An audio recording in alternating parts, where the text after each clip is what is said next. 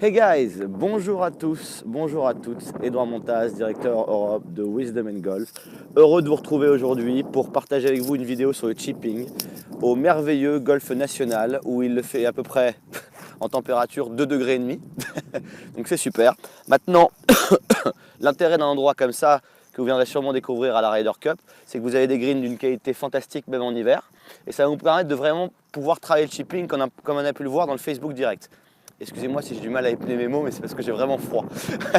Donc voilà quelques balles qui sont là. Pour l'instant, je me suis mis bord de green ici, donc avec un lie assez simple à gérer.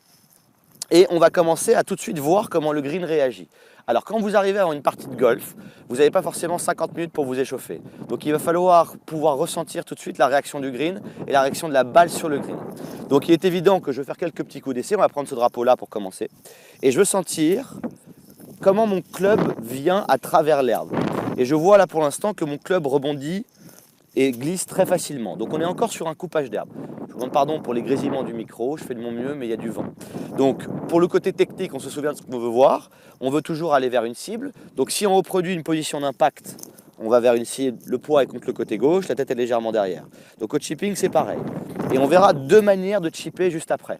La première étant celle qu'on voit dans toutes les vidéos, qui est de loin celle que je préfère, c'est-à-dire les deux bras et le club qui sont devant nous, les hanches tournent, les hanches tournent. C'est une manière merveilleuse de chipper avec la gravité. Et la seconde, quand vous avez un lie un peu plus difficile, où vous aurez peut-être besoin d'un peu de forward press.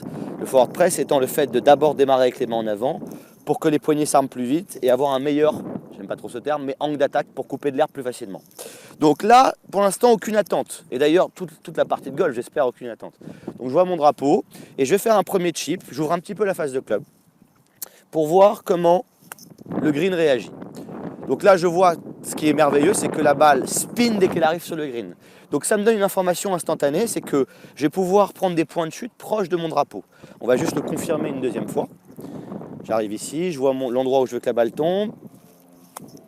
Elle est partie plus basse, elle va spinner à gauche un peu. Voilà. Donc là, on voit que la balle spin et roule à peu près 2 mètres.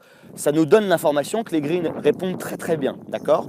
Donc, vous allez me demander, mais pourquoi je prends un wedge autour du green, mon 62 degrés, je ne sais pas si vous allez le voir très très bien ici, mon 62 degrés qui est de loin le club que je préfère. Je vous encourage à prendre un club de golf dans votre sac qui devient votre meilleur allié, plutôt que de varier tout le temps les clubs. C'est bien de varier les clubs, bien sûr, hein, pour travailler votre toucher, mais à un moment donné, il faut que vous ayez une arme. Et le wedge est le club qui peut faire de 0 à 90 ou 100 mètres. Donc choisissez bien entre le 56, le 58, le 60 degrés, le 62, le 64, celui qui vous va le mieux. D'accord ? Deuxièmement, l'intérêt d'avoir un 62 degrés comme celui-là, c'est que je peux varier sur l'ouverture de face de club et donc avoir une balle qui part plus ou moins haute et mettre plus ou moins de vitesse. Vous voyez, celle-là, elle part plus basse, par exemple. Pas mal du tout. Donc là, je suis vraiment très content parce que je vois que le bord de rough, le bord de green, l'herbe est vers le green, donc ça me permet de glisser facilement. Et ça me permet surtout de vraiment pouvoir anticiper un coupage d'herbe sans frein. Maintenant, si on déplace la caméra un petit peu plus, et on va s'amuser à le faire, je vais mettre ma caméra ici. Donc là, je vais dans la gadoue, évidemment. Donc je la mets juste là, le temps que j'ai cherché les balles. Et là, on va voir justement un lie qui va être un tout petit peu plus profond. Donc là, je me mets ici. Bon, là, c'est la gadoue aujourd'hui, évidemment. Hein. Mais là, vous voyez que si je pose juste la balle, là, on rentre dans les difficultés. C'est là où des parcours de ce niveau deviennent difficiles à jouer. Parce que même si le drapeau est proche de moi, il faut que je me recule pour voir comment l'herbe va freiner mon club. Et là, je vois que l'herbe est déjà grasse. Donc ça exige d'avoir un contact de balle pur.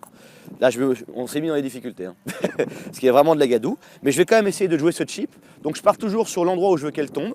Je vois à peu près ici. Et je veux sentir encore une fois que cette fois-ci, regardez bien techniquement, je vais avoir un léger forward press, donc les mains qui partent un peu en avant pour avoir un armement de poignet plus précoce. Pourquoi ? Pour faciliter le fait d'avoir un coupage d'herbe plus agressif.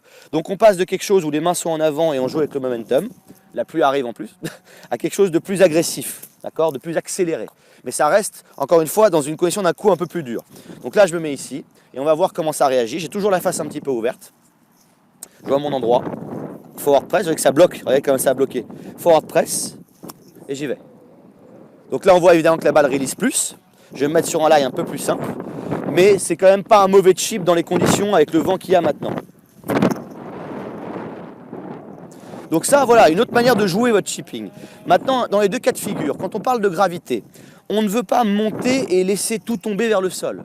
On veut toujours sentir qu'on va dans le backswing, qu'on prend de l'élan et qu'on accélère vers l'image. Cette manière d'accélérer n'est pas juste par les bras ou les mains, c'est l'ensemble du poids qu'on accélère en vérité, vous le verrez dans d'autres vidéos, par les jambes. Donc même ici, je ressens que je me sers du sol pour accélérer. Si je prends un lie un peu plus simple, parce qu'on ne va pas être que dans la difficulté, je prends le drapeau du fond qui est là.